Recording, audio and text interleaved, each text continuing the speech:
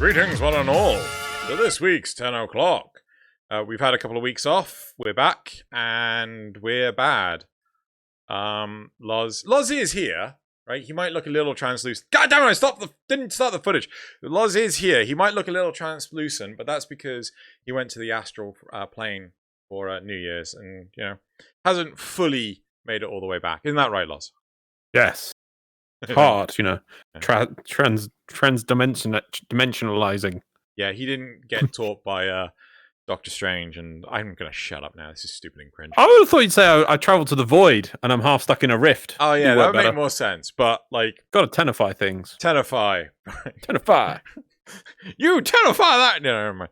Right. So no, I got another monitor, so now I can hopefully do the backgrounds, which will be more interesting than just the orbiter, and hopefully they're cool, and there'll be people not doing stuff in the background. Looks pretty cool. I think I'm on Cetus today, or sort of. What do you mean? Yeah, look, there's Konzu. No lunch for him. You are. What do you mean you think? Yes. Is this if you got confused or something? Right. Well, so dimensional travel is hard, All right. So we're going to start this week and this year, as we always do, with emblems. So on your screen right now, you'll see this week's emblems between... Oh my god, your hand is going through your arm. That's creepy. Transdimensional, man. It's always tricky. And you'll see this week's emblems on your screen. Loz can actually see them. I'm going to let Loz decide.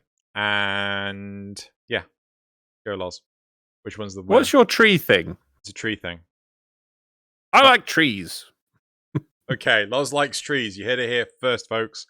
So, moving on, if you wish to win 75 Platinum for your platform of choice, go into the description below where you find the polls for this week's episode along with these emblems, and if you enter, you will have a chance of winning 75 Platinum for your platform of choice.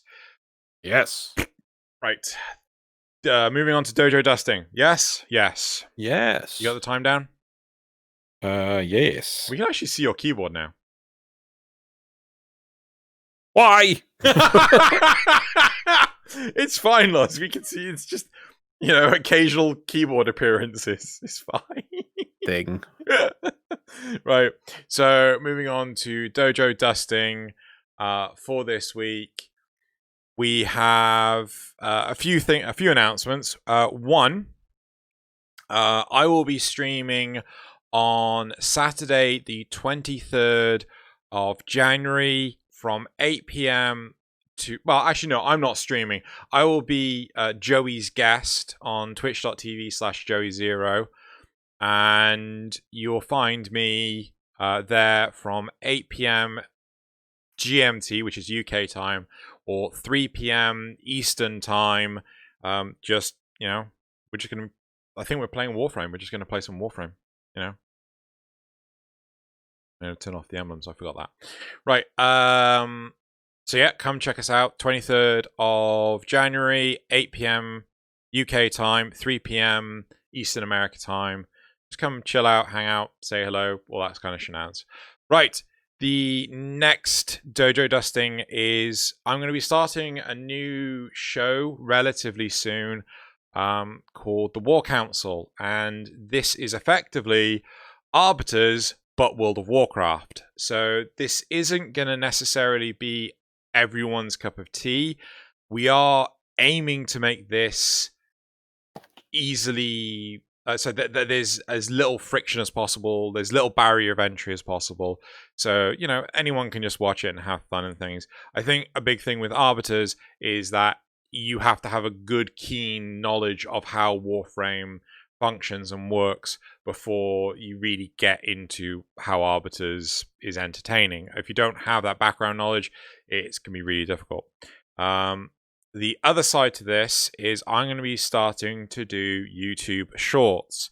So I've been peer pressured by my YouTube cohorts to start doing YouTube Shorts. Now, if anyone knows, I was doing this for a little while on TikTok. However, TikTok went the bad, and I quickly got rid of TikTok. Nope. Data breach, nope. Don't know, nope. But I've been pressured into doing it for YouTube. So I'm going to start putting out little shorts on a daily basis. I've got loads already backed up. I'm going to take the ones from TikTok. I've already still got Is YouTube Shorts a thing, or is that... No, it's a genuine thing, right? So you primarily see them on your mobile devices. Oh, yeah. But it's a vertical portrait video, but you can't readily find them on your YouTube channel. I was talking to said peer pressuring cohort, and they were saying, like, all you do is, like, you just give it a hashtag of short and things like that. And yeah, it's kind of weird. So I'm gonna give that a go. Is this a YouTube supported thing, or is this just a way people are... Well, you have to show me this later, and we'll have to put... And then when maybe I can feedback to everyone to tell everyone how to find them next week, because that sounds interesting. I like that. I don't know when they're going to start coming out, but it should be this week, if I haven't already started. Look forward to it. The next thing, right, I have to plug my Patreon. So, as to be expected, with 2020, people were in financial difficulties. Understandable. A lot of people lost their jobs or had their pay reduced dramatically. I've kind of held it together for the most part. Like, I've subsidized the big chunk of it. But now, like, I've lost, God, is it a quarter of the revenue? Which is more than an episode's worth of Arbiters. And I could really do with some support. If you cannot afford to pay, I am not expecting you to, right? If you're not in a financial situation where you can easily help, don't, right? I do not want you to have financial difficulties just for the sake of some British cretin on YouTube, right?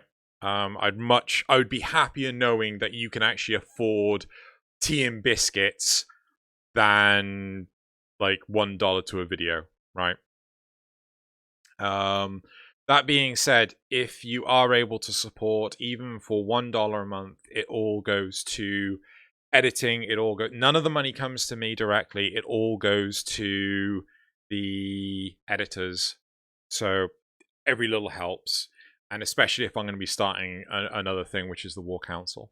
Right. Moving on. Oh, you did. But I thought in the middle there you were getting a bit down and wordy, but then you recovered at the end with the good general stuff. Yeah. So if you want to support Xeno in making cool videos, all the money goes to in his Patreon goes to making these videos, and it is definitely helpful. Even $1 a month will help him massively. So please, if you are able to, please support him. But do not feel pressured, because we do all loads of stuff for you for free anyway. Yeah. Just liking and subscribing, which we still need more subscribers to hit 1,000 on this channel, goes miles. And if you can share it with some Warframe people, that even would be massively appreciated. Yeah, we just need to make to 1,000. We're not looking to make this channel massive, but just like getting to 1,000 would allow us to do external links for when we have guests on. And we just feel that would help just for guests. It's not even for us. We don't even want this for ourselves. We want this just so that we're able, when we have guests on, to go, look, here's a link to this lovely guest that we just had. Why not go see them? That's all we want it for.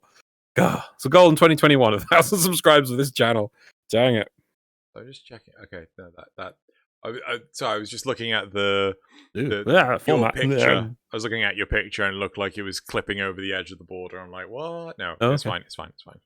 You got any other points? Okay. Yes, there's one last point, which is... Actually, do you want to bring this up? Because you brought this up right before... okay. Well, first of all, I was going to say, we started this video. Happy New Year, everyone. Welcome to 2021. We kind of just went back into auto mode, so we want to do some cool... We're going to be doing some cool stuff this year. You have to know that there is no happy 2021. That's not the good spirit, man. It took 6 days for the bloody internet to implode on itself. It's not a great start, dude. Still, for us and Warframe, hopefully it'll be a happy 2021 where we look forward to having a cool TennoCon, cool releases, listening to cool people talk, having good discussions, having good guests on. We're looking for a good 2021. That's what we're doing. Out of interest, I don't know if you've selected it, but the meme of... so I saw a meme a while ago, which was, instead of like 2021, it's 2020 Steel Path. No, I've not seen that one. That one didn't come up. You'll have to find that for next week for people now. Yeah. Cool. Did you? Yeah, keep Right. going. Yeah. And so, one thing I was going to suggest for 10 o'clock for this year, which we're going to try hopefully for next week, is after Dojo Dusting, we're going to, obviously this Dojo Dusting longer because it started the new year. We've had 2 weeks off. I'm thinking we're going to put a small new section of Warframe in, just like what's happening in Warframe news. Because I do feel that we're focusing so much on these interesting topics, like niche things, but we don't give people like a place to just catch up on Warframe news at the start. So maybe we're going to aim for Dojo Dusting and then Warframe news, which will be just 5 minutes, letting you know what's coming, what was on a dev stream, if there was any Twitter points or just anything small. And that'll probably start from next week because I just feel we don't do the general stuff enough. So we're going to be doing that. It'll start as soon as DE starts releasing information. Yes, exactly. You're right. It won't start this week, but it's for next week on. So look forward to that. We're going to be a bit more. I kind of wondered whether or not there was going to be a dev stream this week. And I'm like, will there be a dev stream in January? Oh, yeah, there will be. Even if it's this last week, and then maybe that's what they're doing, is waiting till everyone's back in gear, get some good stuff to show us. Who knows? Cool. We will see. But anyway, let us move on to what we are doing this week. So the next section being topics. Right. So our topic for this week is... Again? What do you mean again? Well, the keyboard. Brings the keyboard up. On that window. Very strange. Doesn't need to. Right. Crap, what was it? So the topic is... The spare necromechs laying around in Orphic's Venom missions are more an obstacle than any help. Right? Okay. I tried the spare mech and found that they were not useful because of the low damage and slow movement. Even worse, the activating animation made me lose valuable time. Now I have my mech with a decent enough build, and in multiple occasions I have tried to get into it only to enter one laying around. This would easily cause me to lose time and efficiency, such as where we had a second Orphix up. Right, I understand now. And suddenly I'm stuck in a forever animation. Right, okay.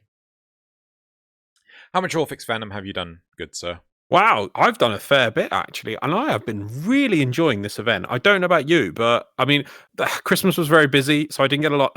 I did play a lot, but at the same time, not enough. I wanted to play more, but I have been really enjoying this game. It has made me enjoy Necromechs. I've been leveling my Necromech. I almost finished leveling 1. I'm going to move on to the Bone Widow next. I haven't done much on the Bone Widow, but I will be doing more, and I think it's awesome. I really love it, and I did also try. I wanted to try before I bought my Necromech, because I wanted to try the sort of the renter mechs out. So I have tried those as well, and I've done a fair bit with those. So what about you?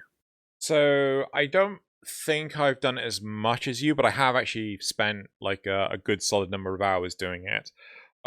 First thing I want to do is praise DE for making it so that you could just buy Necromechs outright from the marketplace. Should they have done it from the get-go? Probably. Do I care enough to make a complaining video about it? No. I'm just happy they're there now. Right? Because I ain't got time for Cephalon Lloyd shenanigans. I bought them for me. I've bought them for a bunch of people. I've tried to buy them for some people that haven't actually done Heart of Deimos, but they couldn't receive them. So that's a plus, right? Right then and there, that is a plus. The mod situation, a little bit of a pain in the ass if you don't have any of the mods. Yes. Okay. Yeah, I will announce on my situation on that how I dumped a load of platinum and bought every single Necromech mod, and I do. So yeah, I want to acknowledge that straight away, because I know not everyone's going to be able to do that if they're behind or get their own Necromech and get up to speed. I must have dumped 2,000 platinum probably.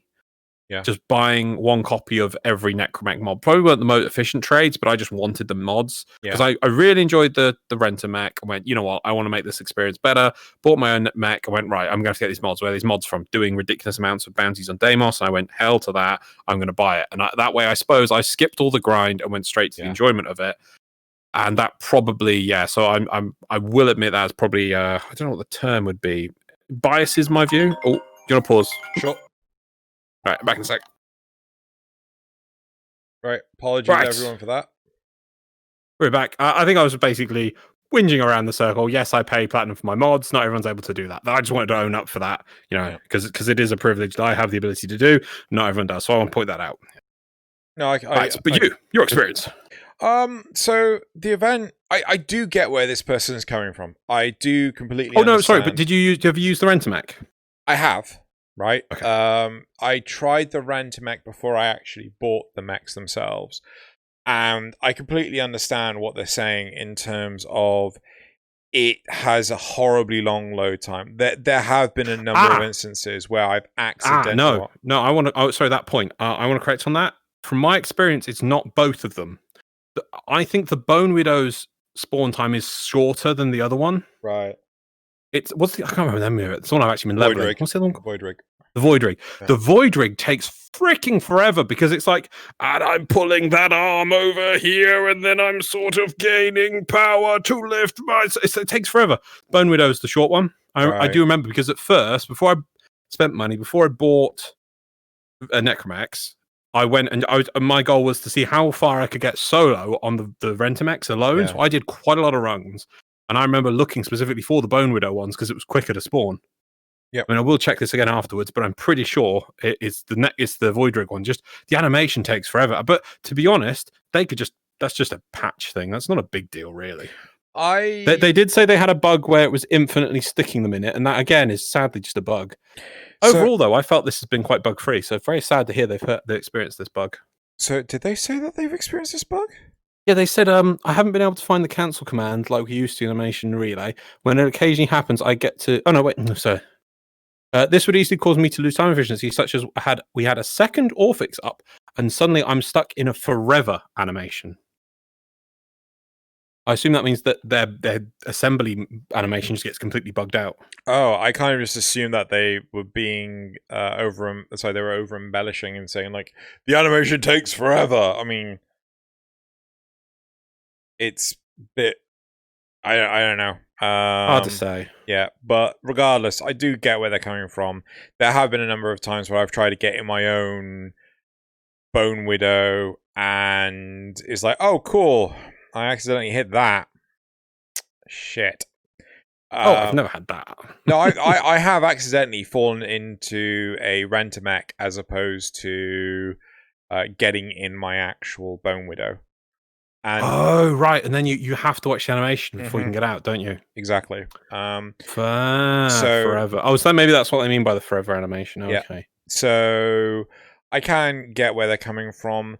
I feel like, in all honesty, when I read the title, I actually felt that it's not an obstacle, it's more of just a hindrance, right? I genuinely thought an obstacle was like, oh yeah, you can't physically go over, like you can't walk through the Necromex, you can't walk, you have to jump over them, right? That's what I thought they were genuinely meaning when they said obstacle. Not, it's just a case of it's like a landmine or it's like a hurdle that you have to, yeah, it's yeah, fair enough. I don't think it's the end of the world. One thing I'd certainly like to see is more destroyed Necromex in like the old tile sets, like the out in Venus, out on Europa, Phobos. Like I'm talking about like the decaying tile sets, simply because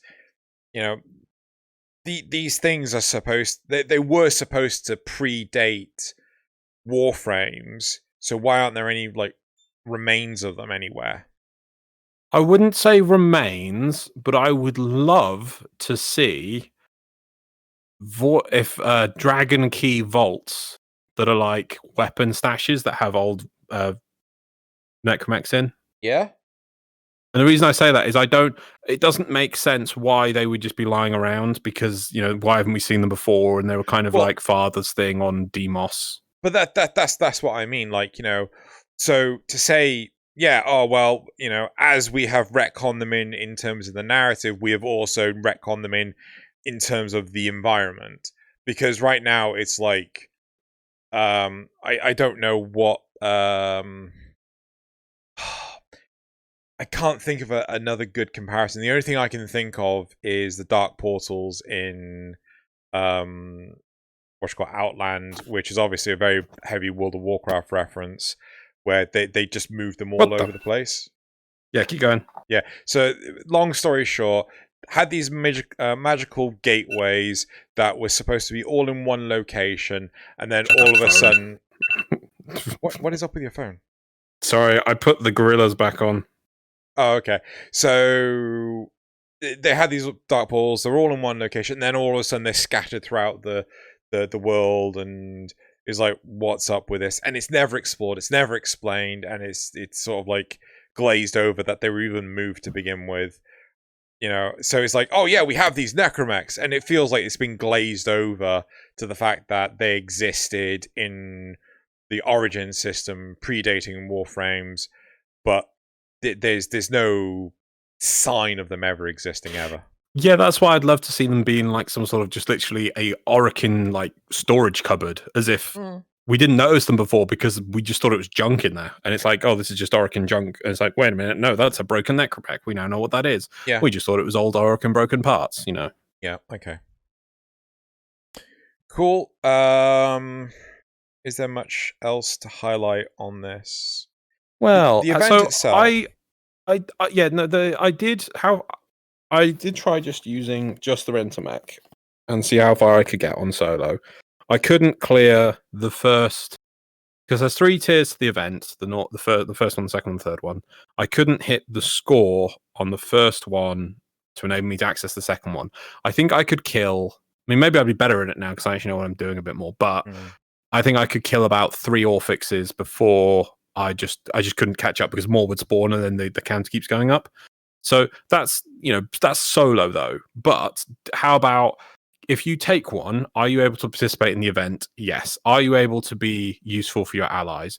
I would say they're not that bad. I really don't feel it really is hard to say though, because you are able to contribute, you are able to use them to kill, to enter the zones, to kill the nodes, to open up the Orphix.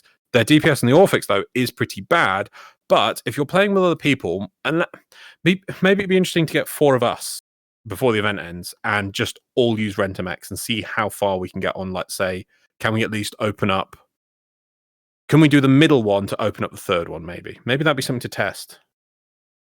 Yeah. Because obviously solo, it's not intended for you to do solo Rentamech. It really isn't. But 4 people with Rentamechs, maybe that would be an interesting test. And unless somebody's done that, but I think that would be a good measure, because if you're able to at least access the third node, which is the scoring one, that would be fine. You wouldn't be, you have to score amazing this weekend. Yeah, we will. Maybe, that sounds good. Nazeth, and I'll probably try and maybe Thalion.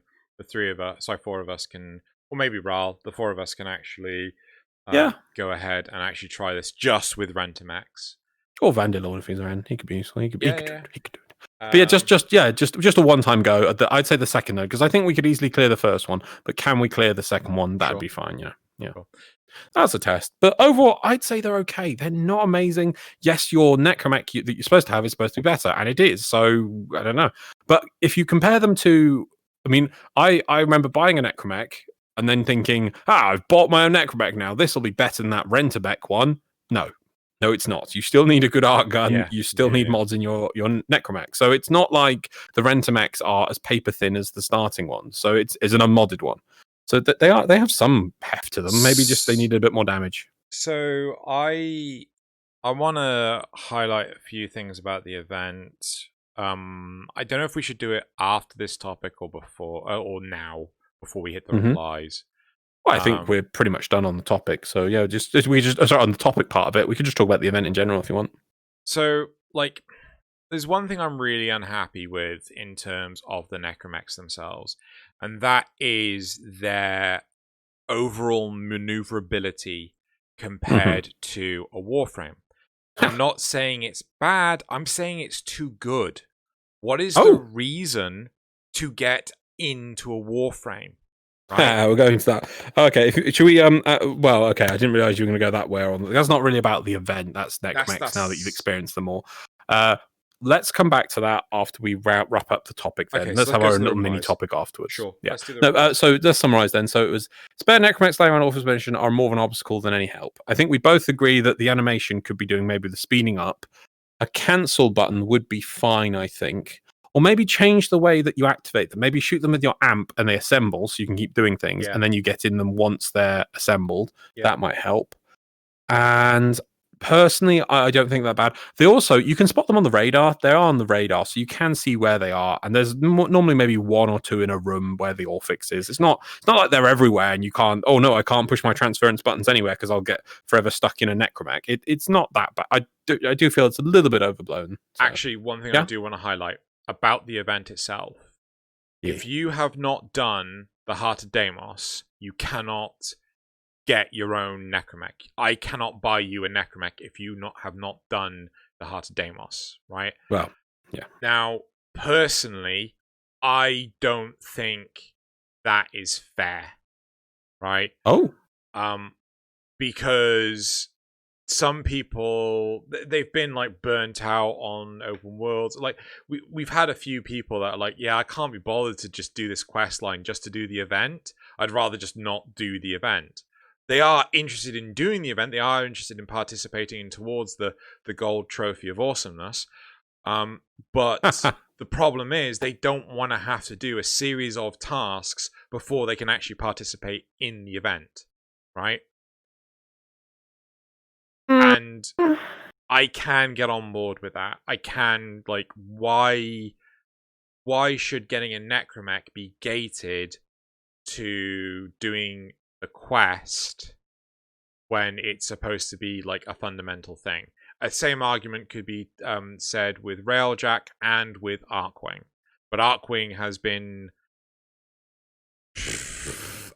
subjugated to transportation only, and Railjack, has it had those times reduced at all? I hope it has. What? Do you remember the Railjack? Like, in order to actually continue, like, it was time gated to do any of the parts. Do you remember? Oh that? yes, that was reduced. Yeah, okay. It was one a day before, I think. Yeah, so that's been changed. I'm pretty sure. I'm also because they also refunded the resources that we spent. They reduced that as well. I don't remember that, but even so, that was months and months ago. Well, that's because that's actually kind of a good example that sometimes DE can do that. They can go back to an old system and adapt it. I really wish they would do more of that, because I can appreciate that when something comes out, it actually needs to be kind of a time-lengthy piece of content to appease the hardcore people chomping at the bit, because otherwise they'll do it in 2 seconds. But then it does need a reassessment to reduce it so that people can get access to it, because it just becomes a barrier to entry. And there is far too many. We need to knock down barriers. 2021 needs to knock down barriers in Warframe. It really does. Yeah. That's the last thing I was going to say. So cool. Okay, let's do the replies. So first of all, these should use the hold X mechanic like the Kuva Larveling, or maybe hold transference key. Good reply. Good idea. I've said this a few times during the course of the event. I personally would like a radial menu for so what I've proposed is the transference key. If you tap, you go into whichever specific thing you want to go into. So you can set it up in the options. This is your tap one, or you set it up in the arsenal. 2 seconds. 2 Sure. seconds. Yeah. He squats up and down. Yeah. Are you doing? What the hell? What were you doing? I needed to remove my my exercise plastic cover from my gasket. Makes it fit better, but it's a rubber gasket. The gasket's on your face, and I've got a rubber cover for it if I'm doing VI exercise or anything, or if people are using it, and that way I can just clean it. But when I'm like scratching and things like this, it sometimes can't out of place. I'm like, I'm just going to take it off. So I need to get a second gasket, because then I can just swap it over rather than taking the thing off. Anyway, yes, you were saying. So that's easier. What I was saying is that in the arsenal, you should be able to set up. This is the tap to swap into thing, which would default being tap to swap into your operator. But if you hold the transference thing, it brings up a radial menu, and you can go, I want to swap into my Archwing. I want to swap into my Necromech. I want to swap into my Warframe. I want to swap into my operator. It's, like it just feels like, oh yeah, to swap into your necromech, you have to summon the necromech. So like the old Arcwings in Plains of Eidolon, and then Yes, you there have was to an Arcwing get out launcher. of your warframe, and then you get into your necromech. It's not quite Or that bad. if you If get you're close close enough, you can yeah. just go straight into the necromech. It just feels clunky. It's really situational. Like, oh damn, I was one micrometer away from the necromech, and now I'm in my operator, and now I'm going to go into it just feels clunky. That's fair. I can see that. I suppose if you got out into your operator, and then you got your warframe standing right next to your necromech, and you weren't paying attention, you might go back into your warframe. Oh, the number of times I've tried to go into my warframe instead of my necromech has been like I don't think it's that. It's a bit fiddly, no, but I that one feel I you find get used the to it. worst. Okay. Kind of used to that now, though, so I don't find that too bad. Right. Fair enough. Next reply. Go for it. Yeah, go for it. I have to say, I'm not keen on necromechs as a way of fighting sentience. We didn't have or need them for Scarlet Spear, and it feels like the devs just shoehorned them into Orvix Venom because they are still something of a novelty. I agree that they are something of a novelty. I, however, feel that they are approaching the realization of how they did Arcwing, and they don't want, and Railjack, and they are looking to integrate necromechs better.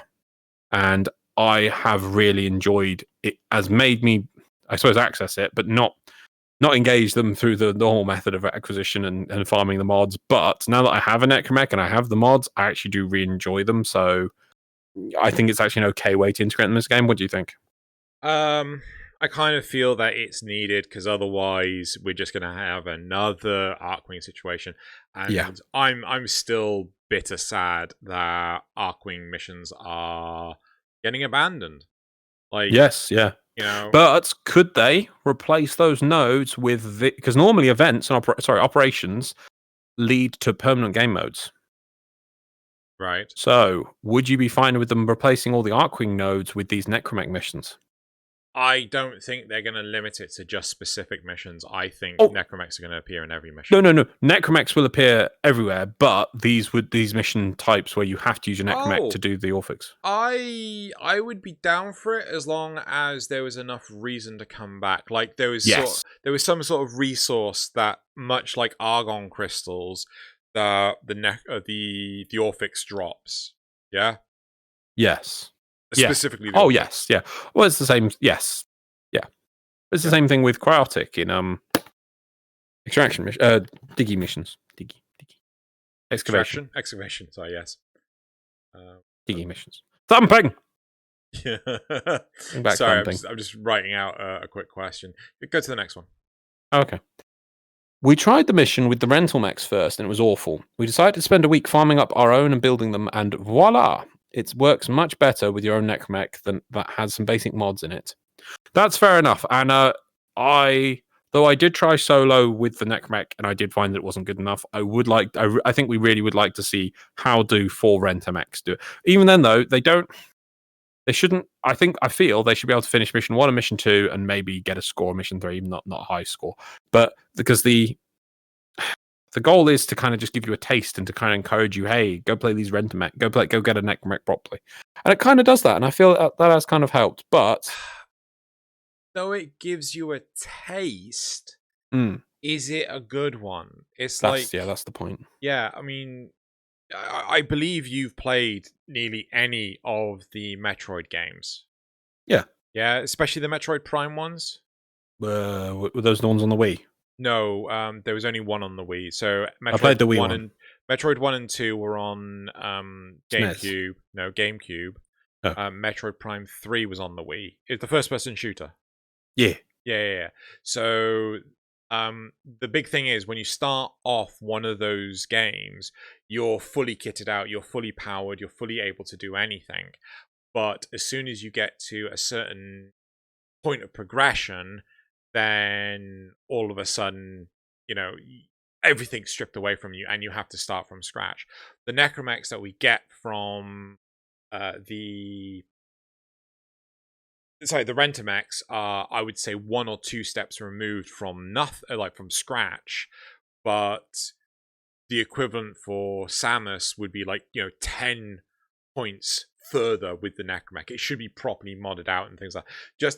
And maybe it's a case of it's timed, so you can only use that rentamech for, I don't know, a minute, and then it just falls apart and you can't reconstruct it. I guess, yeah, because you can enter the areas as your operator and deal with them as your operator. So yeah, I guess there's that. Or maybe a minute and a half, maybe 2 minutes. It doesn't matter. Or maybe as soon as the Orphix is done, the necromech falls apart. Right? It's maybe there's only so many rentamechs lying around. You get the whole point. I don't think that the rentamech is a good tasting session for how potent. It's not like the beginning of the game when you're in that first chamber and like, there's your ultimate ability, destroy them all. You don't do that. Yeah? That's the comparison. I don't know. I think that I'm trying to measure it against the event, and I feel they should be able to finish the first 2 missions and get a score. That's the best way I say to measure it, is against the mission itself, is that 4 rentamech should be able to do that. I bet, though, the way they've scaled the rentamech is kind of that it's so assuming that at least one person in your squad has a better mech that you can help, but they're going to be doing the heavy lifting for you. Yeah. Next reply. Other than helping me not feel useless on several occasions when I was waiting for my mech's cooldown, they have been consistently been a pain. Okay. I think that's more with the issues of the map and things, yeah. Well, I mean, it's like, if you're... Yeah, so if your mech's on cooldown, you can just jump into a rentamech. But so they're saying aside from that, they're just a problem. And lastly, I haven't been able to find the cancel command like we use for the animation into the relay. When it occasionally happens, I get to stand up, move it out of the way, and jump into my own void rig. But you don't have that cancel animation button for getting on your Arcwing or... but that's just... Yeah, but that's only just because it's fast, right? My point is... If getting on your Arcwing was slow, people would still expect a cancel button, but there isn't one. So you're not going to get that with the Void Rig. Sorry, the rentamech. I think maybe they just need to. I mean, it's the Void Rig's the worst one. I think Bone Widow is not too bad, but they just need to speed up the animation. I hope maybe they do that for the console release of this event. Would really help the console players. That'd be nice. Anyway, that's it for the event topic about that. So should we just talk about necromechs in general for a bit now that we have experienced some necromech? Sure. Do you want to put that as a? I will note this time down. Yep. And probably end up. What the hell's happened with your camera? Whoa. What's Is it back? On? Yeah, it's some I can see the set now, but it's still weird colored. Hold on, technical difficulties. Right, technical difficulties aside, we're now going to start talking about topic 2, which is, I suppose, our take on necromechs. Yeah. I'd like to start because I really feel that necromechs, they what's the point in warframes, right? I feel that warframes are more survivable, but if you put more firepower in a necromech, what's the phrase? Sometimes a good offense is sometimes the best defense is a good offense. Yeah, and I just feel like, if you're able to do ludicrous numbers of damage with a necromech, you don't have to worry about healing it or anything like that. And hell, the Bone Widow can actually already heal itself. So it feels like, with necromechs, what's the point in warframes? I do completely agree on that point, that they definitely need to feel like they have their own niche. And at the moment, it does feel that necromechs do a lot better at warframing than warframe, apart from movement. You say movement's good, but I do remember I was like, okay, I'm loving necromechs. I've got my souped up necromech now. What can I do with it? Oh yeah, I'll finally go to Deimos and do some vaults. And I was trying to do it solo, and just stomping around took bloody forever. Rather, a warframe is quicker. So there's I don't know if this is just, hey, look, Zoran coptering. It's a lot easier to do the equivalent of Zoran coptering in necromech. So what you do is you do the whole boosted forward thing. You turn on your jetpack thrusters. You start propelling yourself forward, but before you stop, you jump, right? And it skips the stop animation entirely. Ah. Yeah. So you know what I mean by the stop animation? It just goes yeah, before it actually, you actually physically stop. Yeah. So first off, that is like the equivalent of torpedoing melee. Not air quite. melee. No, I say it's closer to air melee, which is like anyone could easily do. Zorancoptering was a lot harder. No, but this doesn't speed you up getting anywhere. It just once you get there, you remove the slow down animation. Because if you can speed up at any point in time, like there are a lot of straight line movements within the mission there is, but when on Demos there isn't because of the like up and down all the time. Fair enough. But even so, the majority of the game is the missions. And, if you're going to put necromechs anywhere and everywhere, like, what is that? Why take a warframe, right? I personally, I feel that the necromechs should act a bit like a mini tank turret. So when you aim, there's a bit of a drag. Do you know what I mean? Yeah. Yeah. So I think World of Tanks had this. So as you move the mouse, and then the turret like catches up. Yeah, you've got the camera turns instantly for where you turn, but you've got a lag reticule, which is where the cannon's actually pointing. Yeah. And personally, I would like something like that. Maybe not to the same extent as something like World of Tanks, but really, it would just make them feel different. I mean, anyone listening to this, if you're like, nah, Xeno, you don't know what you're fucking talking about, shut the fuck up. Please go ahead and, fill in. But like, I'm doing the Orphix Venom event, and I'm just like, why do I need to bring a Warframe? I'm stomping around 100% of the time in my Necromech. Why do I care about a Warframe? The only reason why I don't do that in other missions is because I physically can't. Yeah, so what you're saying is once the Necromech is able to go do other missions, why do I need my Warframe anymore? Exactly. Yeah, and I do agree with you on that.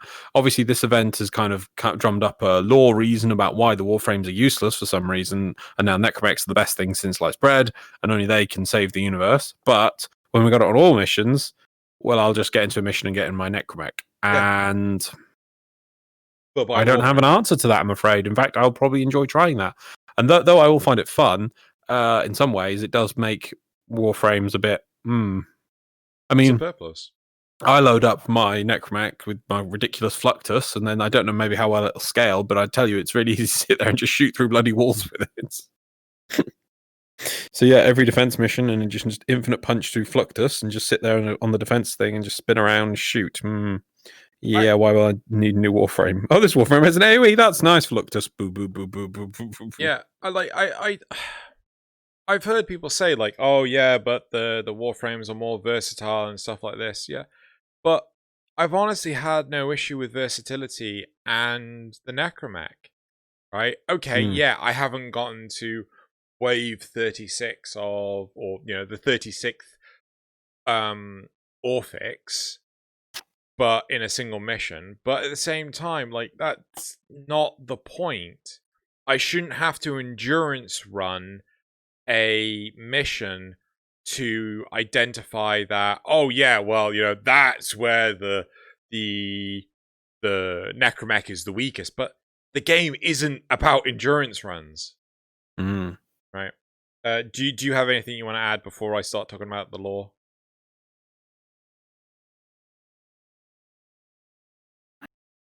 Or anything you want to rebuttal? I see this thing. I'm hoping the way they implement Necromechs into the rest of the missions is they use a consumable. It didn't make sense for the planes because you needed to use your Archwing to basically get across it. And the Archwing is now a glorified bicycle. That's just what it is. Sad, but true. That's what it is, sad. But the Necromech is a powerful thing to bring to a mission more than just having your Arc gun out. I think we should use consumables and them not to be that cheap as well. I think it would work. I definitely enjoy Necromex. I'd start farming whatever consumables used. But I know that instantly people would say, "Oh no, I'm never going to use these because it doesn't use a consumable." As soon as they take away that consumable, then it's just on a 1 minute cooldown or something, or 2 minute cooldown once it breaks, if you whatever. And it's just like, I doubt I'll use another Warframe. So that's all I can say. All right, do you want to move on to lore? Yeah, sure. Do you want to start this or shall I? You. Okay, cool. The lore makes no fucking sense. It is the fuck.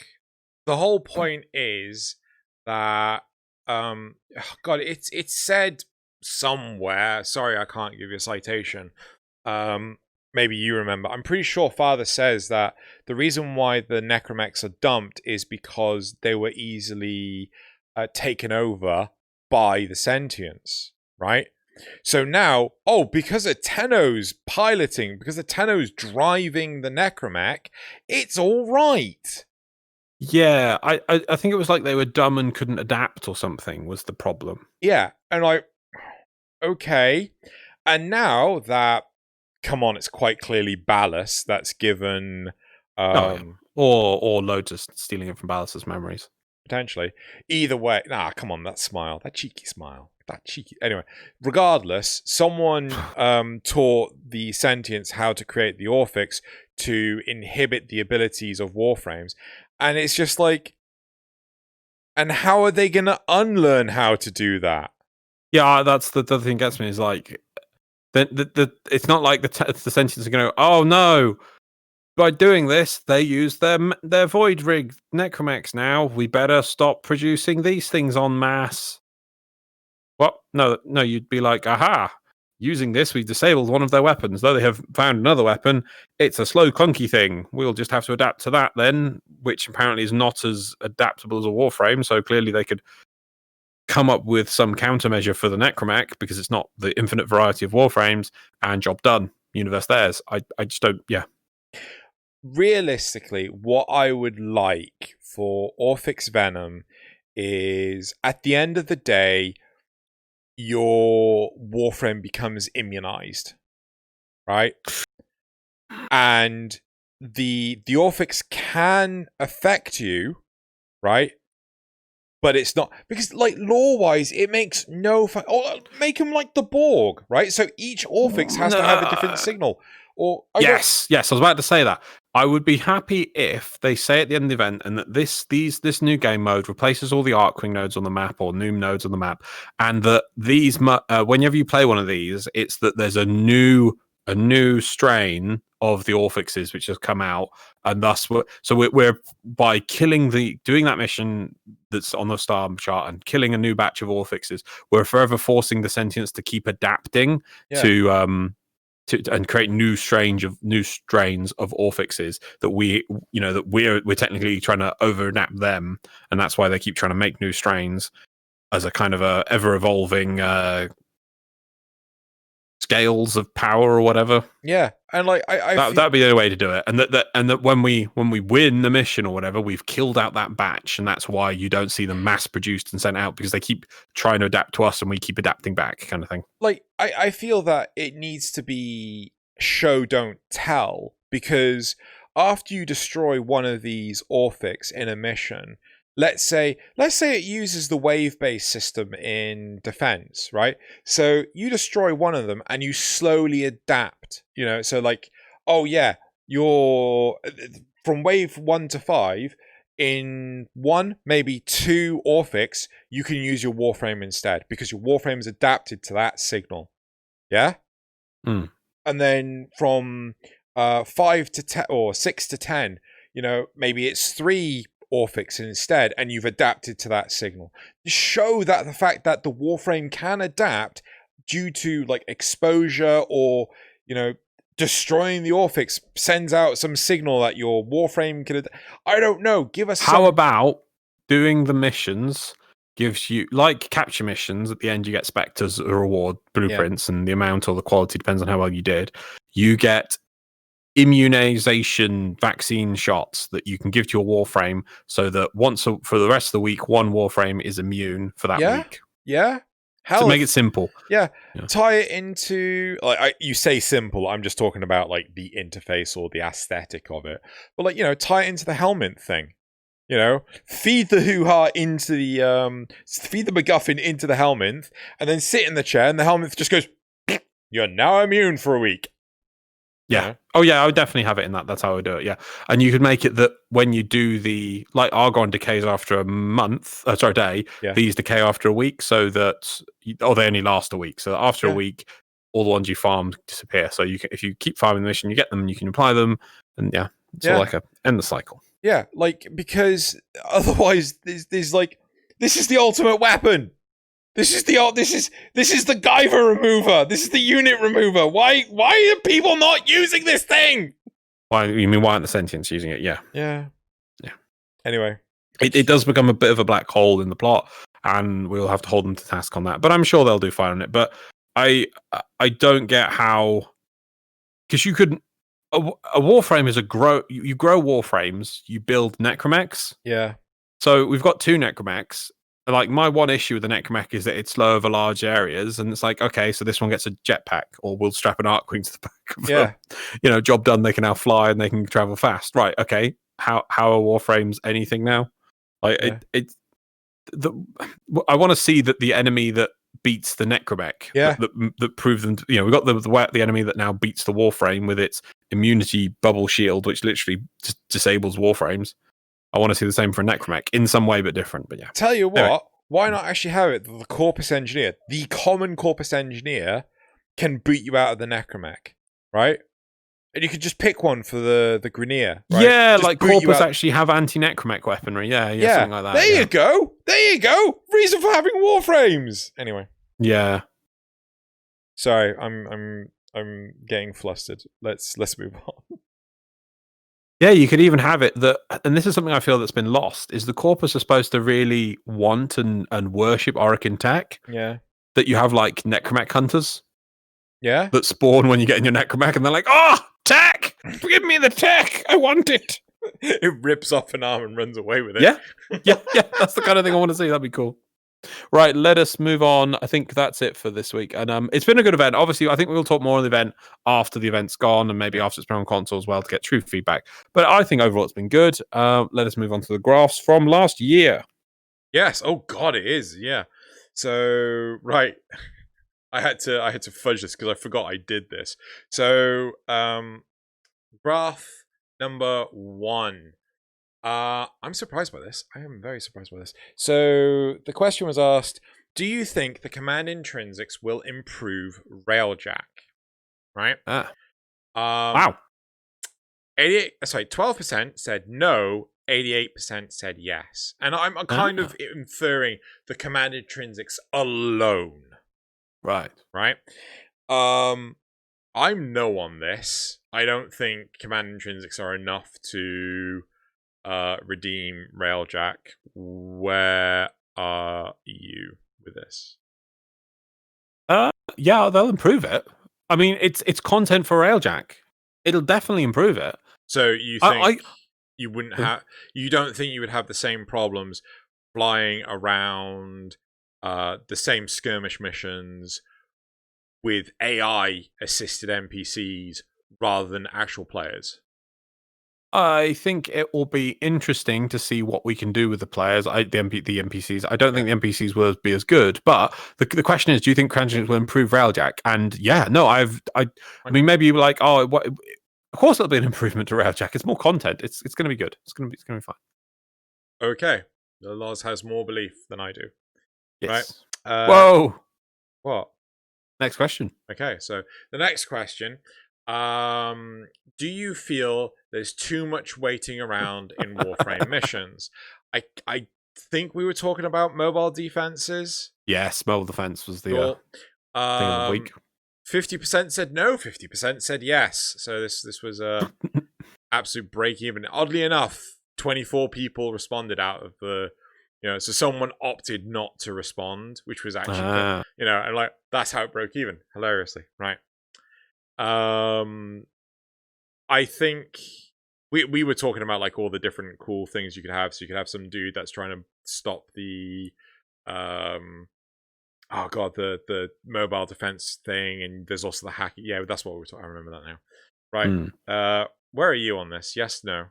Yes, in some situations. I think it was somebody, I apologize who did it. They put a comment that there was I think Piffalix did something about the if you take, for instance, there's the exploiter orb, and there's like 3 minutes of cutscene if you know, or waiting and loading. You know, there's waiting at points. Mobile defense again, yeah, I think is a key point where you're just sitting there sometimes, and I don't like it. But defense on certain tile sets.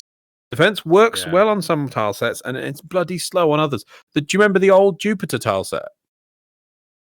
Oh, EO, yes. Took forever to do what you could do double the levels on a normal defense compared to that. It was awful. Yeah, awful. on Not done it. old I can't think I've done it. Yeah. The Void was fairly good. It just That was sometimes fairly good. have hiccups with the ospreys that would just fly off. And like, I'm a shield osprey. I will wait here at this spawn point. There's no more dudes to spawn. Just die. Right. Anyway, let's move on. So we've got our graph where I asked which three types, which three mission types do you want to see reworked the most? Right. So everyone had 3 options to choose. Yeah. So technically this goes up to like 300%. What are you looking at? It's up there for me. Okay, cool. So the winners were 44% on defection, 36% on hijack, and then a draw between mobile defense and defense. Yeah. The thing that actually surprised me the most, survival got 0. No one voted survival. No one voted spy. Apologies, I meant spy. I saw survival next to it. Yes, I meant spy. Sorry, no one voted spy. Because spy is an interesting game mode which varies based on tile set. It varies based on if it's on a special mission or on a sortie, because it demands you must do all of them. You know, so there's variations in skill. In the skill you have to complete it, in the environment you'll face, in the difficulties in environments.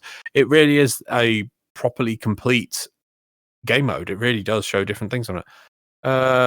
Sabotage again, actually, that's another one which shows a lot of variety based on tile sets. That's probably why it was quite low. Rescue, infested salvage with this, I think. I'm interested in hijack, and that is an interesting one, I think, for hijack, because I think hijack does have variation based on the tile set it's on, but I think it did really well because people see the potential in hijack and want more of it. Okay. Because hijack has it goes from the ones where you have to get the Fomorian reactor out, but then on Europa you've got on a car traveling doing the extraction buggy thing. And that's really cool, the variation, you know. And I'd love to see more paths for the buggy to do, more difficulty and variation in what comes out at you. Maybe stops the buggy for a bit, or you've got different paths to shoot down. I doubt they could do that, but I'd love to see hijack on other game modes. And interesting to see defection though. I would not have pegged that. Really? I really wouldn't have. Yeah. The escort one. Yeah, I mean, I do like it. Maybe it's just too fiddly. Because I like the way that there's like multiple. I didn't see anyone replying comments. I don't think about defection, but wow, that's interesting. So, if you had to pick 3, which 3 would you go for? And if you mobile defense, defense, and I want to say assault, because I like the idea of assault, but it was so poorly realized. I think it was only done only on the Kuva Fortress. Yeah. Those are the ones where I would like to see more stuff with. I would say mobile defense, interception, and interception was up there. I'd probably say assault as well, because assault was was cool, but they needed to. Well, the problem is it was a good idea. It was 3 times the length with like the same reward. It was so long, and but you're rewarding me the exact same.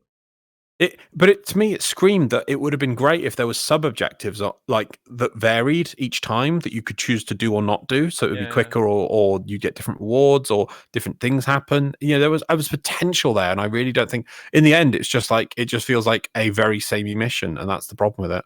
Yeah. Anyway, let's move on to the next one. Cool. So moving on to was that 3? That was 3. 2 left. Yeah, 2 left. That was right. 3. So, which mobile 1.0 defense 1.5 the idea did you like the most? So, 12% said none of the above. 20% said hacking the terminal decreases time. 20% said specialist engineers drop doodads that reduce the time. And then 48% said hacking reduces time and specialist engineers block the timer. So that was that like much more involved one. So yeah, I like that one because it gives different things for different people to do. Like some people are going to have to be aware of engineers spawning and maybe that tile and side tiles, and yet somebody hacking. Though I would say the hacking thing, I would like to see more effort put into a hacking minigame specifically for mobile defense. Yeah. Because you're not just hacking the terminal to gain access, you're hacking to speed things up. That would be cool. Yep. And I can't believe that would be hard for them to do. It's things like that, which I swear would be a small project with fun rewards that would be it affects the core gameplay and the day-to-day gameplay of the game mode, and it would be cool. You might say like, oh, if they can put that much effort into it, then they should just do a whole new game mode for that. But no, I don't think so. I think the mobile defense is a stain across the galaxy, and by improving its core things slightly, you improve the game as a whole. Like, we don't need to add to the game, we need to raise the game's floor up. That's what we need to do. And then the last card is what do you want to see the most in 2021? Interesting. 8% said the Deviri paradox / open world. It's just to say, like, you want an open world. 12% said squad link. 28% said Corpus Railjack, and 52% said the new war. Wow, I think that's pretty damning and pretty clear what needs to be finished. Yeah, it's because it's dragged on. It's like Warframe was having like chapters of a book, and it was feeling really cool, expanding on that story. And then it's kind of like now they've fallen into the Game of Thrones thing, where instead of just doing the next book and moving along with the story, the characters. I don't know if you know for J.R.R. Martin, is that his name? Yeah. No, it's George R.R. Martin. George R.R. Martin. Instead, it's like, and here's a prequel book, and here's a sub book, and here's this other thing. It's like, just finish the main story. Just finish the main story before you die, please. He promised last year that he would absolutely get the next book out by some point this year, and he hasn't met that at all. Oh, sorry, some point last year. Sorry, right. 2 years ago, he said he'd get the book out by 2020, and he failed. Wow. Yeah, like everything else in 2020. But yeah, so yeah, I think the new war is like coming out as like prologue chapter and like prologue chapter. It's like just do the new war, just get it out there. It's just kind focus on that. Like I would argue that we had chapters, so each quest was like a chapter. Then we started having the prologue cinematics, and they felt like, okay, this is like a page, and now we're just getting like tidbits during events that we can't even go back and re-experience, and like that's just a paragraph. No. Yeah, now we're just getting concept art slides for the front cover of the book, and it's like, can we have the book, please? Can we just have the book instead of just the front cover, back cover, the pretty pictures that go in the middle? It's like, can we just have the book now, please? Yeah. And I'd love to know what is the driving factor behind this. Is this just down to the fact that they don't want that pressure? I can completely appreciate that. Is it like too much stage fright?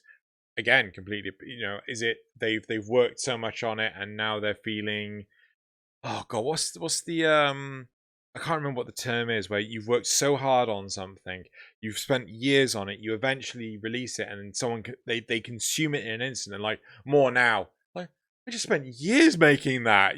I can't just give you another one right now.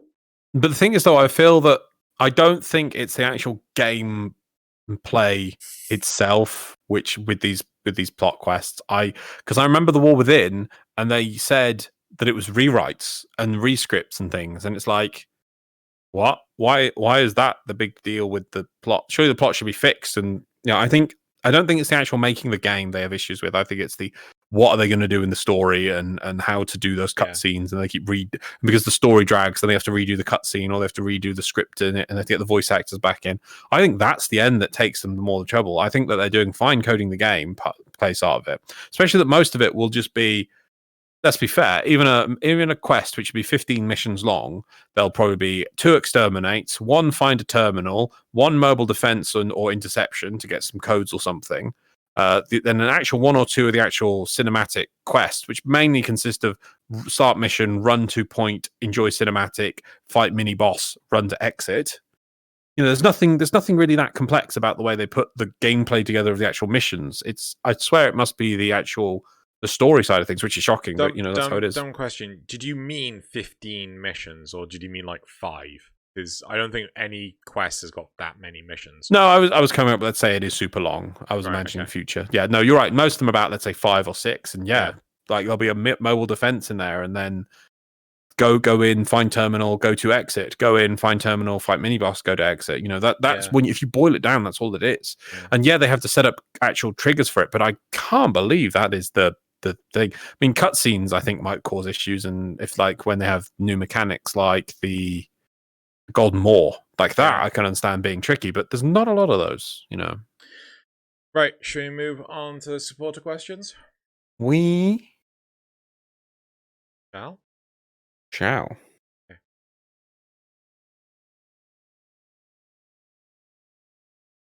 Boop.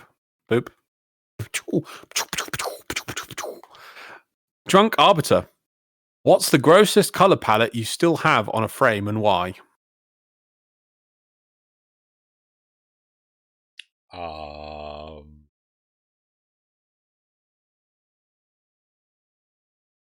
I have no idea. I don't think I have any gross color palette colors on my Warframe. Fine, I'll answer it. I've got one that's in Xeno's colors because I had to use it for recording. Ugh, so gross. There we go. Moving on.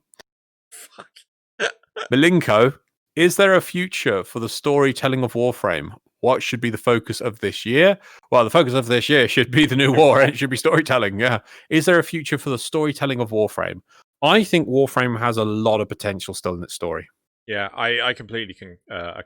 But I think the problem is that they're writing the narrative very piecemeal.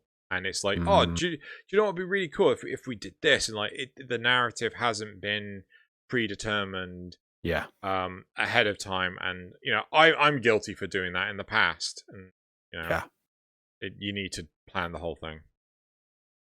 Warframe really feels like because the core of this story was set from like 2004, and like the key things of it, the solar system, Warframe, these enough they played it when they've changed it to this game, which was originally called Lotus, and then changed to Warframe, and they've expanded on the story. They originally didn't think this game would do so well. It's done amazingly well, and it really does. I'm getting the worry that they have exceeded the parameters of where their allotted story was. Yeah. Because there was there's some aliens in a thing over there, and there's the corpus of the Grenade and whatever, and things.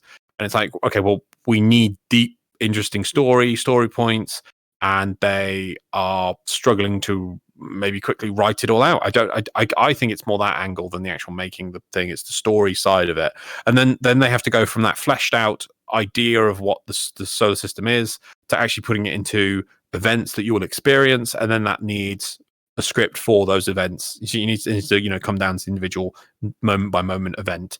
And but I think that when they do it, they've knocked it out of the park a couple of times. I really think Second Dream was great. War Within was okay. I really liked Chains of Harrow and Sacrifice, though I felt there was points to it. And I really think it was because they gutted it last minute to change it from Stalker Story to Umbra. But I thought that was really good still. Really was cool. And the way of storytelling with the viewpoint thing, it's really good. But they just need to focus on that, I think. To be honest though, I would love I'd love to ask the question. Maybe I can pull this off in Twitter. But I'd love to ask the question, what draws you to Warframe? And I want one of the points to be the game the story. Like, what's most important to you in Warframe? and one of the points of this story, and I really want to know. I want hundreds, if not thousands, of people to respond, because obviously our community has a strong leniency. Like, they're like-minded like us. They want the plot. I want to know, what does Joe Tenno want? Right? Someone that doesn't necessarily follow us. I really want to know, are they as interested in the story as we are? Or would we find out that 52% is actually more like 5? No, I think things that they've done on Twitter and that Steve's done, I think story was a big thing. Story was definitely a big thing. Right, should we move on? Yep. Gerald of Hipsteria says, can Warframe smell? Yes. Milinko says, do you think we should get custom textures for parts of the colors? So if you want metallic, you can have metallic. I think there should be textures for along with the different colors. So you got like primary texture, primary color, secondary texture, secondary color, tertiary texture, tertiary color, and then so you can mix and match it. They did hint at doing this because the javelins in Anthem. Did you ever actually play with the customization of the javelins in Anthem? Yeah, there was too much.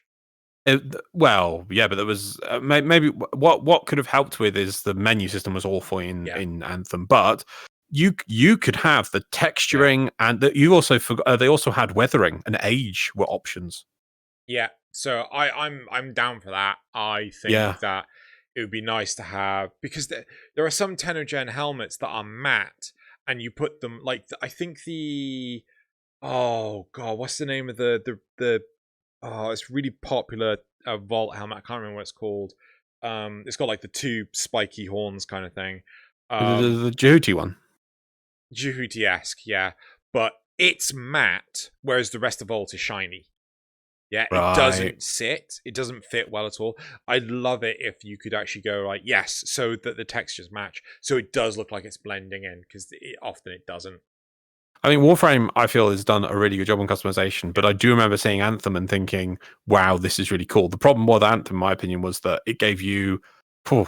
maybe the Warframe one does work better. It gives you a small one to start with, because I did feel like it gave me too much and quickly in Anthem, but then to get more was really hard. If they kept you, this is why they were stupid. They gave you a minimal amount to start with, but there was a lot of cool unlocking that you could do that were easy, that I felt cool. I mean, you could have wood effects, you could have plastic, you could have metal, you could have different types of material for different sections. Like you could make your javelin look like it was made of cloth. It was hilarious.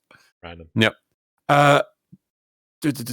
Gerald of Hipsteria. Also, what would the beloved, not mine, Saren Prime smell like? Saren Prime. What would Saren Prime smell like? Saren Prime. That's true. It's like, what does an orange smell like? Orange. Yeah. Devaro says, is Markiplier real? Well, I've heard some reels hashtag Markiplier is not real. Gerald of Hysteria says, is Lars real? We haven't seen him lately. He could be a construct. He got soul killed and turned into an AI. Those Arasaka scums? Arasaka scums? Oh, Arasaka, Cyberpunk. Ah. Yeah, you should is play Lars Cyberpunk. Real? Lars is not real. Loz, however. Lars? Her name is Lars. It's LOZ.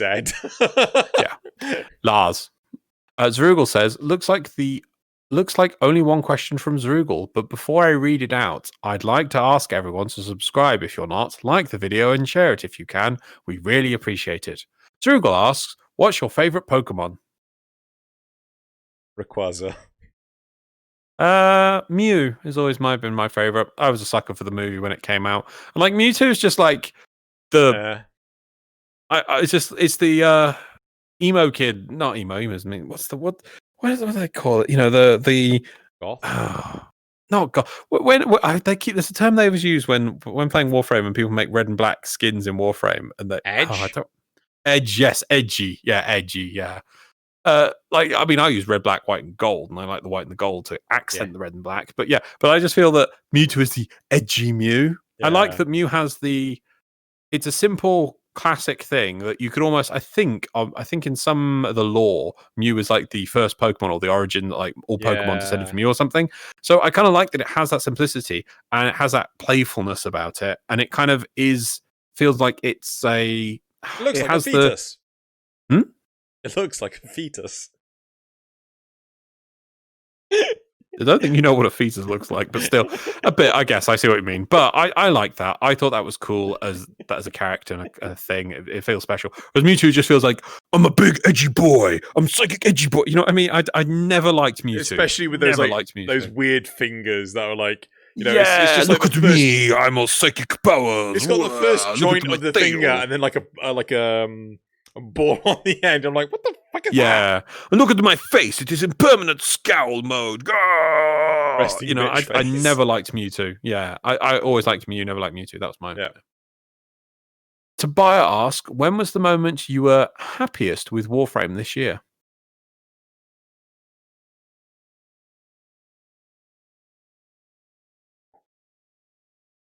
I'm actually going to say All Fix Venom. I loved it. I mean, not a whole lot of this year. Well, basically, Railjack. No. Oh. Unless he's like, I would have thought he's I being think like, that was really literal. Like, I think it means last year, basically. Okay, well, if he means last year, I actually loved organizing the groups for Scarlet Spear. I bloody loved organizing that shit. Like, everyone knows how much fun I had with that. But there we go. If we're talking this year, probably like the couple of hours I played before before we recorded. Yeah, I know I know him. I know he's trying to fuck with me. The Phoenix has risen. Would either of you buy Warframe themed body pillows? And if so, which characters? Why do I feel this is Thalian? The Phoenix has risen. Yeah, I bet this is Thalian. Would I buy Warframe themed body pillows?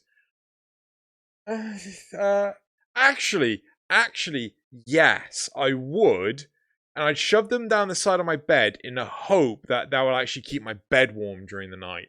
Because I think that the exterior wall is making my bed cold, and I get cold during the night. And if so, which character? Little duck. Go down the dregs of hell.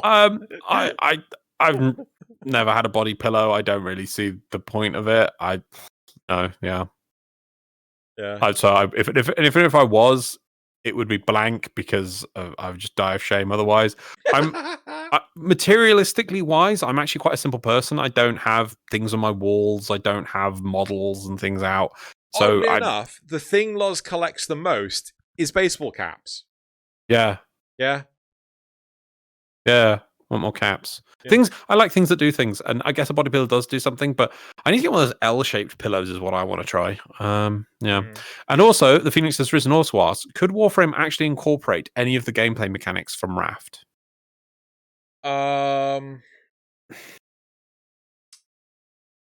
Yes, but it does mean submerging the Railjack into the oceans of Uranus. You know you want to do it. You know you want to do it. They could make... This is what I would like to see. If they did another open world, I would love to see an open world which is an ocean. And it is maybe it's the top above it wouldn't be technically an open world. It would be a mission you always load into, and it's the actual finally the Tomb of the Sentients, and it's really big ocean at the top, and then there's water below, and that you could have little islands, and that you could have maybe not have a raft, but you could build things on this like towers and things to help you get down, and when you get down you could build things, and that's what I like. Made out of blunts. And then at the bottom is the actual Tomb of the Sentients. So you have to you can't just go down there. You're going to have to work your way down. There's different fish. They have the shark. You could have, there you go. You could have things to distract the sharks. That's from Raft. Actually, one thing I would like is, so basically, you do have like the Railjack, but the Railjack needs to be upgraded with, I don't know, it could be like materials across the origins. I mean, we do have more girders than the bloody universe. But, like, you know, so you have to upgrade your Railjack to go deeper and deeper. You could actually see, like, so you got, like, not only have you got the like satellite view, the bird's eye view of the ocean, which doesn't really tell you a whole lot. But you'll also have a sort of like a cross section view, and you can see it like segmented, where this is how much pressure is exerted, and you need to upgrade your railjack. The further down you go, obviously, the more refitted your railjack needs to be, and you get to a point where you just cannot get out in your Archwing, otherwise it just crushes you. It's interesting because that is actually what the initial concept of Anthem was going to be. Really? Yeah, Anthem was going to be there's going to be a big hostile world, and the goal was that you'd have to keep upgrading your javelin to allow you to travel further and further out from the base in this hostile environment. It just never materialized though, because they just kept going left, right, up, down, and kept redesigning the game. They never got back to that core feature, which was about you upgrading your javelin to survive in the environment. Because the game was supposed to be called Beyond. Really? Yeah, and it was all about exploring and going out from the base and things. And and as you travel further, you can understand more of the story and what's going on, and and it would expand. But it just chopped down into a basic shooter. Yeah, so that'd be cool. Also, I like this. Yours was about going underwater, yeah? Yeah. I would love if you could also combine it to go inside Saturn and Jupiter. Yeah, 100%. How about there's some Orokin facilities which were in outer orbit of Orokin and Jupiter and Saturn, and they have, because of over time degradation, their orbits have decayed and they're now inside the gas giants, and you have to get your railjack. So obviously when you go down there, you'd be like, sometimes you're flying through just gas, and then there'd be pockets that would be made by the Orokin facilities trying to stay alive, and you have to go deeper to find them. That'd be cool. I'd be totally down for that. Also, to have it so that maybe some of them purposefully did it. Maybe they just did purposely do it. Yeah. Because they wanted to avoid the sentient conflict, and they hide it down there. And there's Orokin in there. You know? Ooh, that'd be a good place to hide. Yeah. Yeah. And as a cool thing, right? And maybe you could do this for the underwater as well. That you say that maybe you can't get out in your railjack as your Archwing at all, but I would like that if the Archwing you get to a certain point and you can't. Yeah, no. That when you do you remember in a similar vein to, is it Banner of the Stars, the anime where spaceship travel is done in transwarp bubbles? Yeah, vaguely.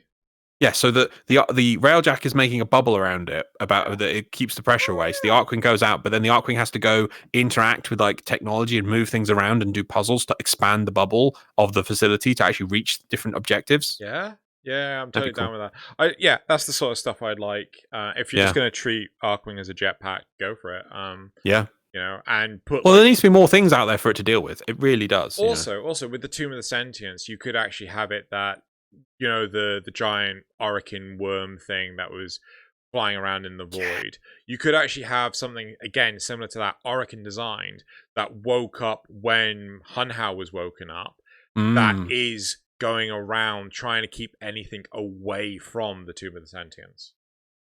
Oh, maybe. Well, you mean like a giant a free-roaming Orokin super weapon? Yeah. It was kind of like something they built and then just let it loose to try and just fight the Sentience. I want to see more like that, more unique things, which are just like, because when you have a war and you have crazy weapon development. I mean, I don't know if you know, look at the Nazis. I know they're the Nazis, but they basically just made anything they could to win at the end. There was some crazy planes and tanks and ideas and things they had. Mental. What I'm more referring to is more of a warden sort of thing. If Hunhao ever woke up, then this thing would fight Hunhao. I've got to give you a Gundam reference in Gundam. I know, Iron-Blooded Orphans. The way they do mobile armors, that they're like sentient AIs from the previous war that were just left to roam. I could also make an AGE reference, but nobody gets AGE. No one does. Moving on. Very sad. That's it. That's all the supporter questions? Yeah, there's a lot. Fair enough. Wait, no, there's more. Yeah. You didn't ask the Tobiah one, did you? Oh, you did ask the Tobiah one. I apologize. Hey, I wanted to make sure you gotta make sure on this thing. Stop hating. I'm not hating. Hey, I finally remembered to actually do it's over there somewhere. Where's my camera? Back at you. Right, let's I can see where I'm looking. Let's go to the community shoutouts. Sorry, community responses. Apologies. There you are. There you are. Right there. Anyway, so let's go to this. I've got a massive, made it really big in front of me now. Right. So, Stromba Shell. Oh wow, Aussie guest too. Oh, you getting the time on this? Yep. Yeah, I got it. Oh, wow. Aussie guests 2 weeks in a row. Cool. You guys are funny. Have a nice break. Look forward to seeing you in the new year. Thank you very much, Strombus Shell. Yep. Look forward to hearing from you as well. And well done for pointing out. I never noticed we had 2 Australian guests in a row. How did you not? Was the time Well, not no, a because giveaway? I forget about each week when we do it, and then I never went. Oh yeah, there was 2 in a row. In my brain there might have been 10 episodes in between those guests. Brain. Ivalo Popov. I'm not a new player, and I'm not a veteran. I have about 2,000 hours in game. I love the term veteran because people either think that they are a veteran or they're not a veteran. And people who think they're not a veteran have been playing for stupid dumb hours. Like, how are you not a veteran at this point? Like, there's no set term for it. So, but I never thought mobile defense was something annoying or bad. And I've done a lot of mobile defense, and I mean a lot of mobile defense. Maybe my second most played mode after survival. I just don't think waiting and chatting for 5 minutes is something bad. I don't know why people are in such a hurry all the time after they've played this game for so much time. Just chill and kill.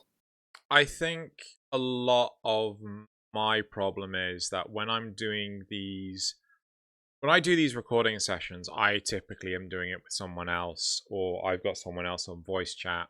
You mean the footage? Yeah, the footage. Yeah, that people are seeing now. And when I'm doing it, and if I'm having to do it on my own because no one's available when I'm recording, I just get bored standing around waiting for the damn things to trigger.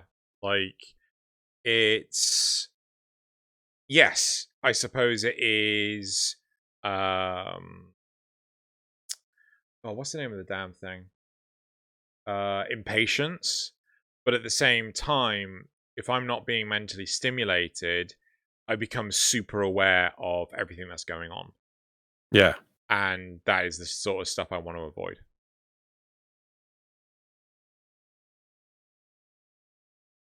Sorry, I've messed this up.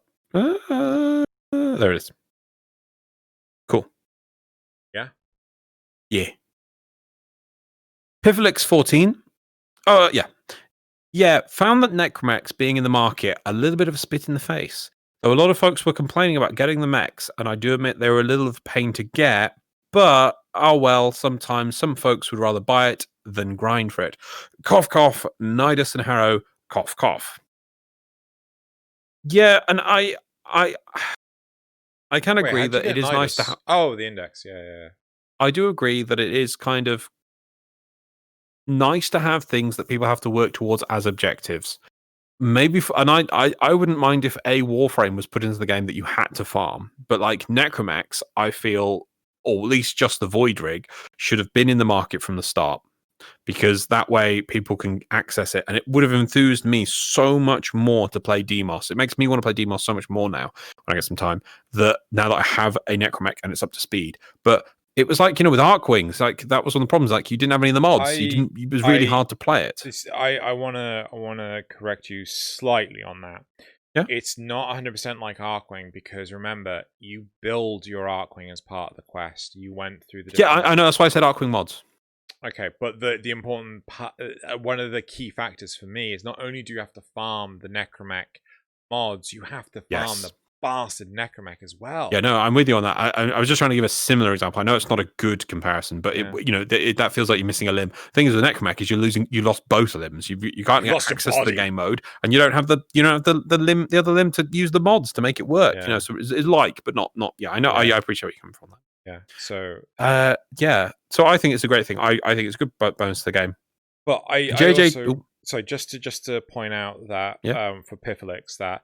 Yeah, okay, you've gone out of your way to farm the Necromech yourself. You should be proud of that fact, that you actually farmed it yourself. The great thing is that it is a farmable thing. One of the weakest parts of Warframe, and it's not that big a deal, is the fact that the only way you can get weapon slots and Warframe slots, and just basically slots in general, you have to buy them with platinum. There is no way to. I mean, you can get. They can be gifted to you with platinum, but there's no. You don't get them at the end of a dev stream.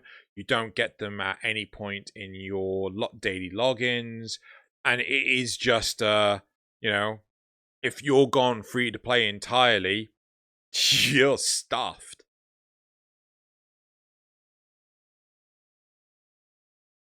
you'd have to farm stuff and sell it to make platinum to buy it. Yeah. It's the only way, yeah. Yeah. Anyway, moving on. JJ24. Mission length discussion needs to happen. My biggest gripes is that power creep has shortened mission length so much that the bottlenecks are entirely around the game game engine at this point. Capture missions are completed in 1 minute. Exterminates are completed in 2 minutes. Defense and survival take 5 minutes still. This gap is very noticeable. I've been saying for years defense and survival need to be at least 3 to 4 minutes now at most. I am of the complete opposite opinion. So you'll see in the footage that what's happening right now, I'm actually leveling up Lavos, and Lavos. Lavos. Lavos. I don't know why I said it like that, but regardless, sorry. The big thing I was finding is people were dropping out of ESO. Sorry, no, this is just regular Sanctuary Onslaught after just 1 round, maybe 2, right? I'm like, why are you only here for 1 bloody round? That's 2.5 minutes. Why is that? Why aren't you staying for any form of length? I remember 5 and out, right? 5 waves of defense, then bugger off. Because it's faster to just constantly do... Boring as shit, right? And if it's becoming more prevalent that people want to leave the mission faster and faster and faster, why bother turn it on? But I think the key point there is, though you reduce the thing to 4 minutes, you would affect the rotation. So maybe, I mean, literally the first 3 rotations would be up to 12 minutes. That's 12 minutes. So maybe you can make it A. So it's actually longer for you to get onto the other rewards, but then when you hit them, you get BB by 20 minutes or B. No, you'd have to work it differently. I don't know. Actually, maybe you're right. What is the value of completing an exterminate in, was it 1 minute or 2 minutes? Yeah. Why? This is so awesome that we have Piffelix that's saying like, why is everyone in such a rush? And was it JJ saying like, I'm in a rush? Yeah. I love this. Okay, fine. Moving on. So 3 comments left to do. If I can go back. Benjamin's marriage. I would love to see hijack get reworked into you actually hijacking a train moving between 2 places. It could be an endless mission type where you need to hack into a train's mainframe and take control by eliminating security forces. Doing so would trigger an alarm where flying units would continuously spawn on the outside of the train in order to take back control, plus teams of ground enemies would drop onto the train from orbit and take control manually. Every 5 minutes, you can hack your way to the next car, allowing you to progress the mission, but giving you more space to defend as each car has an access point. To complete the mission, simply jump from the train after 5 minutes passed, like the survival early leave timer. The more of the train you control, the better rewards you get each rotation and the harder the enemies get. Seeing as Warframe has even pointed out its Unreal Tournament links now, I would like to see some game modes from Unreal Tournament, like a whole fight on a train thing. That would be cool. And the other game mode, because I think this was the map that did the train in Unreal Tournament 2000, where it was. Cool. What was that game mode called? Where it was, one side was the defenders, Assault. One side was the attackers. Assault. What? Assault. I would love to see an assault style mission. No, I mean, I think that's what Assault is. Is it Assault or Onslaught? No, it might have been Onslaught. Remember. Sorry. But I loved that game mode, and it was my favorite ones, and I wish they could come up with take some inspiration in that. So, but the way they could do the thing with the train is that the cars detach. We actually, I'm pretty sure we did a talk on this. We came up with an idea for a train thing, and like every X number of carriages, you had to sort of like you detach the carriages. Yeah. And then they had the opportunity, because it was something that you would come back to, right? As sort of like a WoW raid, you could come back to it later on in the week. And they would have the opportunity to reattach carriages, pushing your progress back, and there was all sorts of stuff like this. I'm thinking about it. We did a design your own enemies idea. Maybe we should actually do an episode which is design your own mission types. That'd be cool. Yeah, maybe. Yeah, and we should also do we should take submissions somehow for people to submit their own enemy ideas and go over those, review those. Yeah, we definitely need to do that at some point. Yeah, Also, another thing for 2021, sometime this year, we will get it done at some point, everyone. 24 hours on Demos. I need the internet for that. Everyone, like, I'm. Oh my god! I know. We will try and make it happen this year, everyone. But How? that's what's our goal. Well, we'll kick you out of your place. Oh yeah. Okay. Cool. This is all I bloody well need. Anyway. Right. Last two. Zrugal. If they were going to rework Mel Defense, I remember thinking it'd be cool if there was a constant timer for the whole mission that only counted down while during the hack with a limited number of terminals that were easier to destroy. So if a terminal was destroyed, you could just hack another. The fail state would be when there are no terminals left. It's sort of like a moving spy, I think. I think the important part is you're the moving component. So that could work, but the only concern I have, I think, I see what you mean by a moving spy. So you could have like sort of rooms that were designated like, this is a hack point. It has 4 terminals in it. You must complete the hack before all 4 terminals are destroyed, and then you move on to the next one. You know, probably do that 3 times. Yeah, okay, that's a good idea.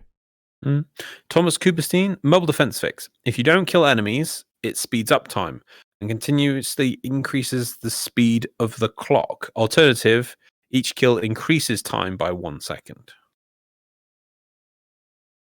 I like the idea that it is different play on it, but I think you'd have to expand what the mobile defense objective is. I don't think it could be something that could be attacked, because if you're just there defending the thing, then it just becomes a Frost Limbo game. And I just don't really see that being a Frost Limbo Valban game of just keeping enemies away. I don't see the advantage of that. If the mobile objective was not just a thing that was shot at, but like a room, and your goal will also be to try and keep enemies away from something or push them out of the room without killing them, maybe? Yeah, maybe. Interesting. It's a bit. Let's see how that one works. But anyway, that's it for the comments from that. Shall we move on to the memes? Yes, good sir. I'll take the time, don't worry. Oh, there you go. Right, okay then. I can get rid of this now. I don't need that for now. I'm doing my quotes. I'll bring this over here. And we'll go through some memes. I love me some memes. So, we are going to go through 6 memes. You only had 6. At some point, Xeno, you still just remind you need to do double shoutouts for some reason. Yeah, we're going to do them every 10. Is it? Are we? Okay. Yeah, I said I was going to do double shoutouts every 10.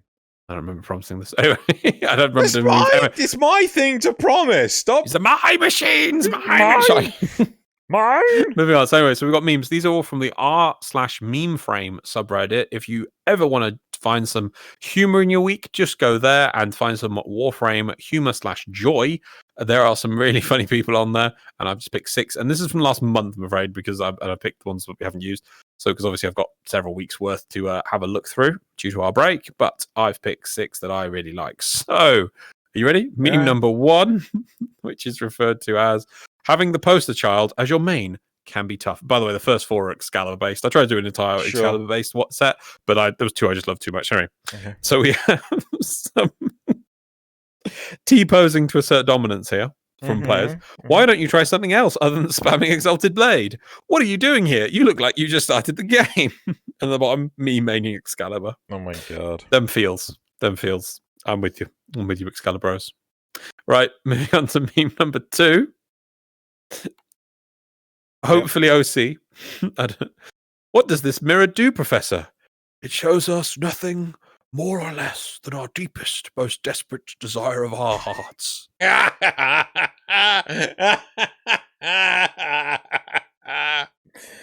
Harry Potter sucks. Also, you're not getting my frame. It's my frame. Meme number 3. I'm sorry. Yep. Hello, Excalibur from Warframe. Hello, Neo from the Matrix. And so we have Neo talking to Excalibur, and we have people in pods. Yep.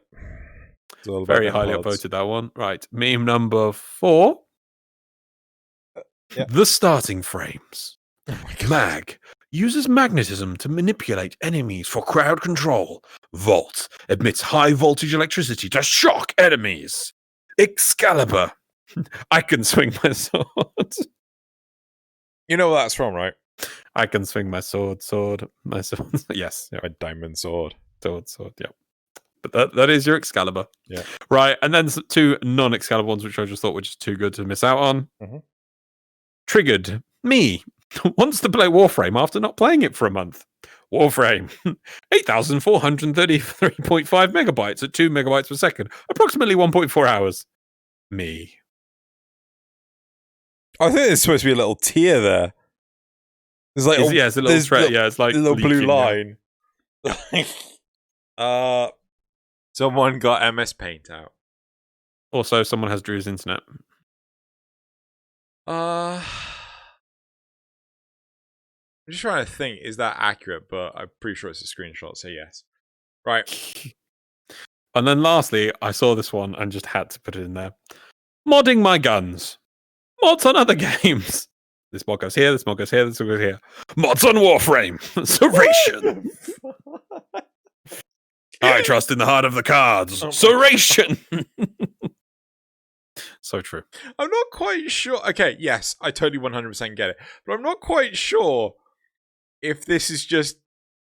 Like, which way is this having a dig? Because the number of mods on that gun in the top picture is just insane. Yes, it is. I mean, seeing as we already kind of have a little bit of that with our build our own guns a little bit, not to that degree. I mean, there's like 2 on the scope. I think one is the cap on the back of the scope. For God's sake, was that the lens in there or something? I have no idea. The rail. Yeah, not sure, but it's. There's like 2 on the ammo mag thing. Oh God, and then like. Oh yeah. Oh my God, some of them are crazy. I don't even know what some of what just crazy, just crazy. But anyway, I think it's more digging that Warframe mods. It's like you feel a bit disjointed from your weapon because it's like Serration is a good example. It just ups all rifle damage. It's like, but what is it? But it just ups rifle damage. I'm not entirely sure because hold on, I'm going back to it now. This is analyzing. This is how you ruin memes, guys. You ruin going deeper. You gotta go deeper. But I feel like also that this is like saying that Warframe's great because like, you know, it's like, you know, you're pulling out Exodia because it's just Serration. Just go for Serration. It's not hard. Just get Serration out. Yeah, you got a good point there. You can play it both ways. It's like, look at this. You can upgrade the forward railed bolts on the front of your whatever. It's like this. Serration! As you say, like you're pulling Exodia. Yeah, it is true. You're the master of modding your weapon because you're UE. Anyway. All right. Yeah. So moving on to the community shoutouts. If you Lovely. Grab the time for right. that one. Oh! Can you grab the time for that one? No? Oh, okay. Fine, okay. I got it, Loz. It's fine, you know. See, my memes and my community shoutouts, they're all kind of on the same thing. So when I'm in meme mode, it's really hard for me to go back and do that. Sure. Right, okay. So, community shoutouts. The first community shoutout for this week is Banshee, Whispers Unanswered by Hannah515. Oh, that's right. Spelled. You could put that on a wall in a church or some ancient temple. Yes, as you should. Oh, I'd love that in stained glass. Well, no, stained glass wouldn't do it justice. Yeah, it's amazing. Oh wait, no, I was like, where's the other hand? And I'm like, oh God, I've just spotted it. And I'm like, wow. Yep. That is something else. That is cool. Absolutely amazing. So moving on to the second community shout out. Yes. Which is, I don't know how you pronounce this. Betzel? Asterisk. No, that's the name of the person. I'm talking about the name of the Warframe. Bezale? Betzaz?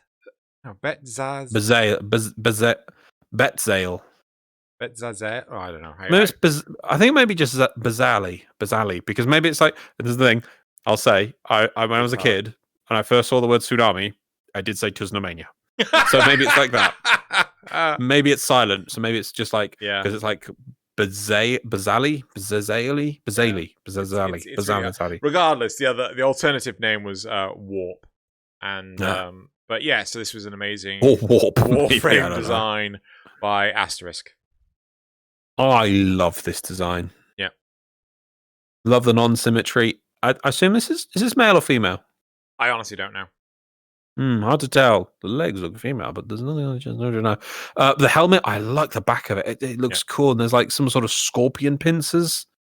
That's kind of cool. And they go in the Arcwing hip section. Yeah. That'd be cool. I'd love to see them have their own like custom Arcwing skin.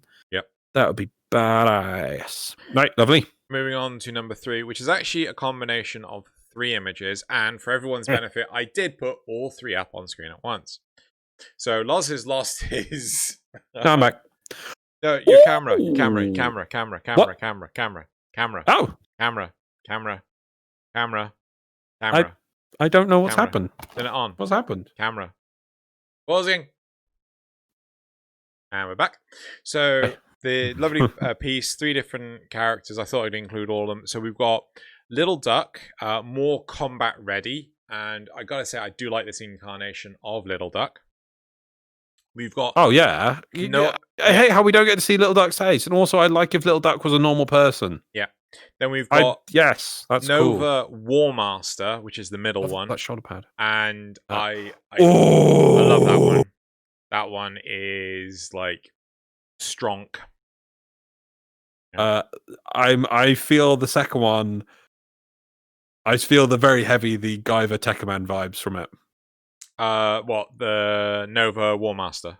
The War Master, yeah. Yeah. I don't get why it has to be Nova War Master. Why can't it just be War Master? Just. Well, no, because I think it's supposed to be a skin. Because the third one is Nova last summer.